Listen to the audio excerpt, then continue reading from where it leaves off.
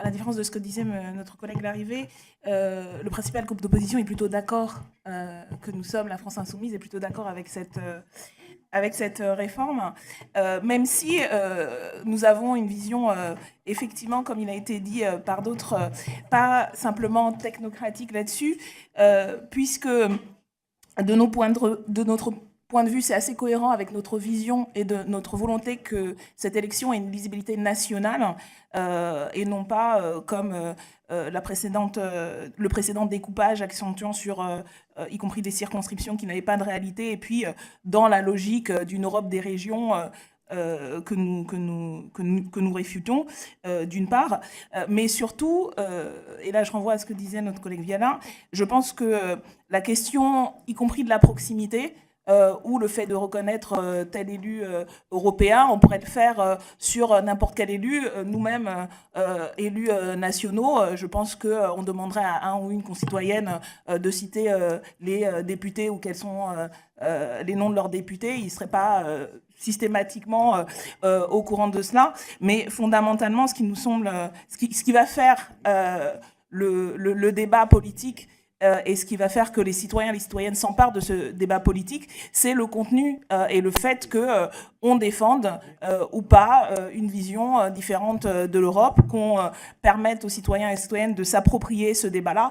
Et ce n'est pas véritablement la nature des circonscriptions qu'ils feront, c'est notamment la qualité du débat, on le verra dans les prochains articles, le fait qu'il y ait une véritable diversité, le fait que le débat européen ne soit pas, on va dire, pris en otage dans des caricatures entre ceux qui seraient des bons Européens et puis des mauvais ou des anti-européens et des pro-européens, mais où et c'est peut-être pour ça qu'il y a tant de débats en France, on va dire, technocratique là-dessus, c'est qu'il y a aujourd'hui un rejet, ou en tout cas un scepticisme légitime du fonctionnement des institutions européennes. La question de la proximité ou pas se pose parce qu'il y a un certain nombre de politiques qui sont mises en œuvre, et c'est ce débat-là qui permettra d'avoir véritablement une élection qui pose des questions et où les citoyens et les citoyennes se sentent représentés ou pas. Et je pense que c'est en ce sens qu'on devrait avoir la discussion en commission des lois et en séance. Merci. J'incite parce que du coup, par rapport à l'amendement de notre collègue, je n'ai pas entendu en fait de réponse sur le fond. On a eu au début tout un empaillage là entre collègues sur des questions de forme, et tout le monde déplorait que la commission des lois se contente de ce genre de débat. Là, on pourrait avoir un vrai débat de fond sur une explication politique, et la réponse du rapporteur est en dessous de tout, excusez-moi, mais c'est ultra caricatural. Oui, on pourrait avoir aussi 5 heures pour toutes les listes, comme l'a expliqué notre collègue Bernalicis. Soit vous considérez que la prolifération de listes nuit au débat, donc on met en place des filtres pour permettre qu'il y ait un nombre, on va dire, raisonnable, donc pas empêcher l'initiative citoyenne, mais faire en sorte qu'il n'y en ait pas trop. Donc on revient sur les règles pour se présenter, et dans ce cas-là, on a une répartition qui est pas exponentielle. En fait, il faut être un peu cohérent, excusez-moi, collègues de la majorité, mais si on considère qu'il faut que tout le monde puisse se présenter, voilà, on donne les mêmes règles à tout le monde. Et encore une fois, sur le fond, vous allez passer votre réforme tranquille, mais est-ce qu'on pourrait avoir une explication sur le fond? Parce que c'est quand même grossier, le décalage entre le temps, alors vous dites c'est juste des spots, etc. Le temps correctif sur accordé au CSA, c'est pas juste les spots. Donc c'est pas un détail. Moi je pense que au final, ce qui va faire la différence dans cette élection, c'est effectivement le contenu et la clarté des positionnements des uns et des autres. Et nous là-dessus, on n'est pas du tout en défensif, au contraire. Donc à la rigueur, ce serait un détail, si ce n'était si révélateur d'un comportement qu'on trouve assez problématique, et y compris qui passe dans le silence de la majorité. Et je pense que c'est un autre signe du rapport très problématique de La République En Marche avec les règles démocratiques, le droit, et notamment les droits de l'opposition. encore un amendement pour essayer de comprendre et de proposer voilà, d'autres modalités, parce qu'il nous semble qu'en fait, la proposition faite par la majorité n'est en rien plus corrective que la précédente règle. Et donc, nous avons réfléchi à comment on pourrait prendre en compte tout ce qu'a soulevé le Conseil constitutionnel. Et là, nous proposons de tenir compte des résultats précédemment obtenus aux élections européennes par les listes et par les candidats qui se présentaient. Une règle qui n'avantage pas particulièrement la France insoumise. Donc, on ne pourrait pas dire que nous faisons des propositions guidées par un électoralisme forcené. Mais au moins, il nous semble que ça permettrait de donner à cette réforme un soupçon de cohérence, puisqu'on parle à grand renfort de déclarations et d'autocongratulations sur l'importance du niveau européen et le fait de redonner une visibilité au travail des députés, etc., européens, et que voilà, il faut rapprocher tout ça du peuple.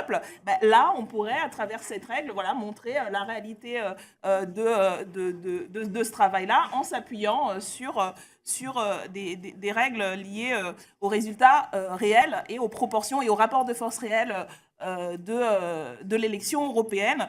Voilà, il nous semble que l'égalité, ce serait mieux, mais au moins, là, il y a au moins une cohérence, on va dire, idéologique avec vos déclarations. Et encore une fois, j'espère entendre une explication qui puisse, comment dire, justifier, pas simplement ici, mais au regard des citoyens, le fait que la majorité s'octroie une si large part du débat audiovisuel, pensant peut-être ainsi à marteler leur vision de l'Europe et convaincre les citoyens, ce dont je pense que les citoyens ne seront pas dupes.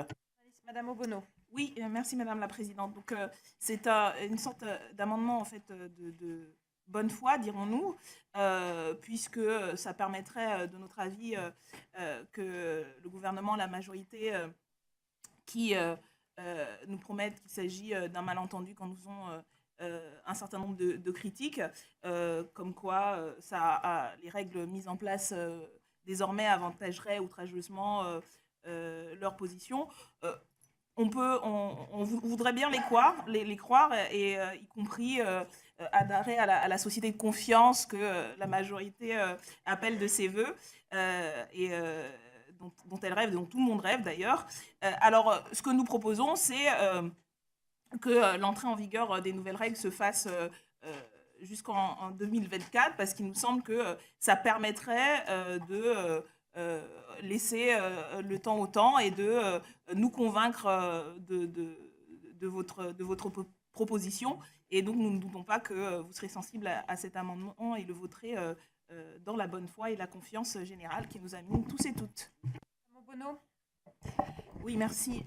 J'espère que la sagesse de la Commission ira dans le sens de la cohérence et convaincra du coup monsieur le rapporteur de maintenir son amendement, y compris en séance, parce que à un moment donné, oui, la cohérence voudrait que si l'on considère qu'on peut être remboursé à partir de 3%, donc on a la légitimité de s'être présenté, on devrait pouvoir être éligible à partir de ce seuil. Et le fait de dire que dans d'autres pays, ça ne se fait pas ou que c'est 5%, on a aussi vu que dans d'autres pays, il n'y a pas cette barrière-là. Donc, il faut savoir, je pense que le en même temps montre ici ses limites. On ne peut pas en même temps parler de la nécessité de promouvoir le pluralisme et la démocratie et en même temps maintenir des règles incohérentes avec cette volonté. En tout cas, nous sommes favorables à ce rabaissement du seuil, tout simplement parce que nous sommes cohérents avec ce que nous défendons sur la nécessité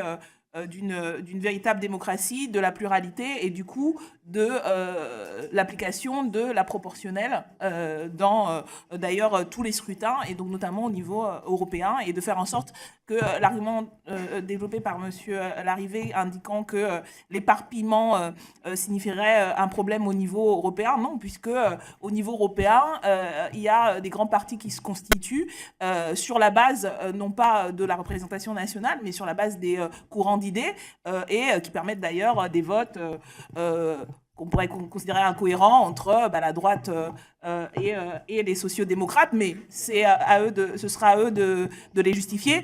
Mais ça n'empêche pas d'avoir des ensembles, on va dire, idéologiques et politiques qui se forment au niveau européen, y compris qui sont du coup transnationaux, ce qui devrait satisfaire la volonté de toutes et toutes de faire exister une véritable démocratie européenne au-delà des barrières nationales. Je vous remercie.